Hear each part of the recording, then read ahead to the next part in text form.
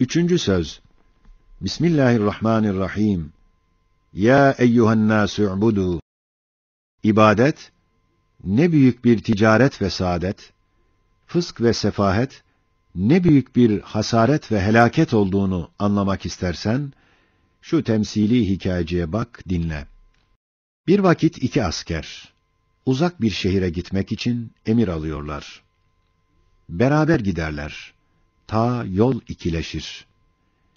Bir adam orada bulunur, onlara der, şu sağdaki yol, hiç zararı olmamakla beraber, onda giden yolculardan, ondan 9'u, büyük kâr ve rahat görür.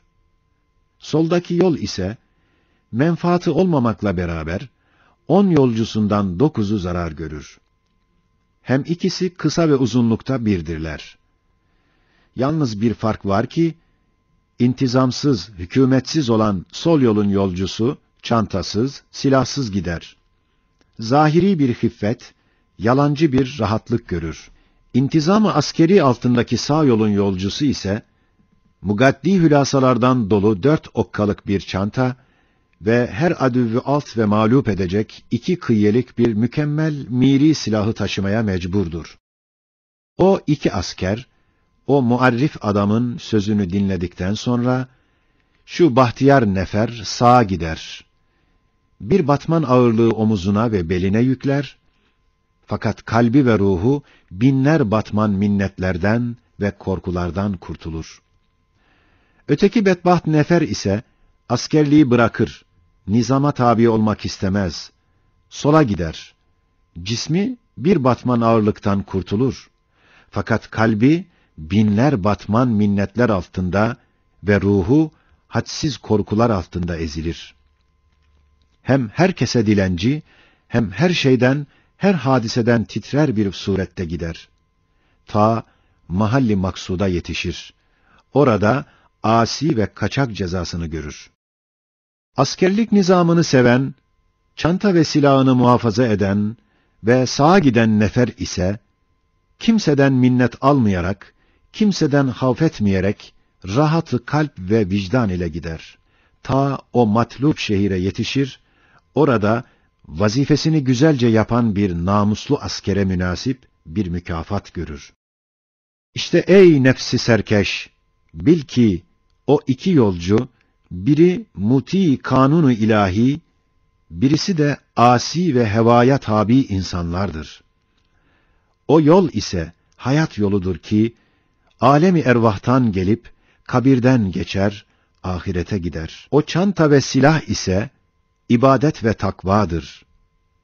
İbadetin çendan zahiri bir ağırlığı var. Fakat manasında öyle bir rahatlık ve hafiflik var ki tarif edilmez. Çünkü abid namazında der, eşhedü en la ilahe illallah, yani Halik ve Rezzak ondan başka yoktur. Zarar ve menfaat onun elindedir.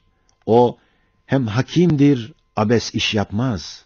Hem rahimdir, ihsanı merhameti çoktur diye itikat ettiğinden her şeyde bir hazine rahmet kapısını bulur. Dua ile çalar, hem her şeyi kendi Rabbisinin emrine musahhar görür. Rabbisine iltica eder. Tevekkül ile istinat edip her musibete karşı tahassun eder.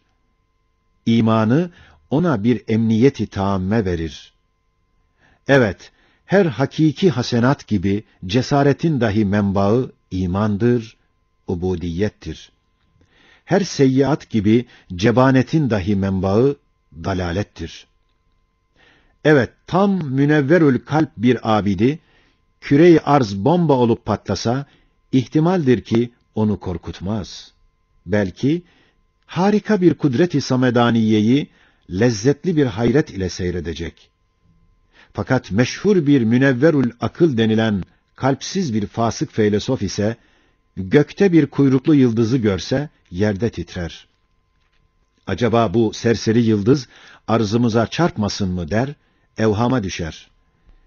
Bir vakit böyle bir yıldızdan Amerika titredi, çokları gece vakti hanelerini terk ettiler. Evet, insan nihayetsiz şeylere muhtaç olduğu halde, sermayesi hiç hükmünde, hem nihayetsiz musibetlere maruz olduğu halde, iktidarı hiç hükmünde bir şey. Adeta sermaye ve iktidarının dairesi, eli nereye yetişirse o kadardır. Fakat emelleri, arzuları ve elemleri ve belaları ise, dairesi, gözü, hayali nereye yetişirse ve gidinceye kadar geniştir. Bu derece aciz ve zayıf, fakir ve muhtaç olan ruhu beşere ibadet, tevekkül, tevhid, teslim, ne kadar azim bir kâr, bir saadet, bir nimet olduğunu, bütün kör olmayan görür, derk eder. Malumdur ki, zararsız yol, zararlı yola, velev 10 ihtimalden bir ihtimal ile olsa, tercih edilir. Halbuki, meselemiz olan ubudiyet yolu, zararsız olmakla beraber, ondan 9 ihtimal ile bir saadet-i ebediye hazinesi vardır. Fısk ve sefahet yolu ise, hatta fasıkın itirafıyla dahi, menfaatsiz olduğu halde, ondan 9 ihtimal ile şekavet-i ebediye helaketi bulunduğu icma ve tevatür derecesinde hadsiz ehli ihtisasın ve müşahedenin şehadetiyle sabittir. Ve ehli zevkin ve keşfin ihbaratı ile muhakkaktır. Elhasıl, ahiret gibi dünya saadeti dahi ibadette ve Allah'a asker olmaktadır. Öyleyse biz daima elhamdülillahi alet taati ve tevfik demeliyiz ve Müslüman olduğumuza şükretmeliyiz.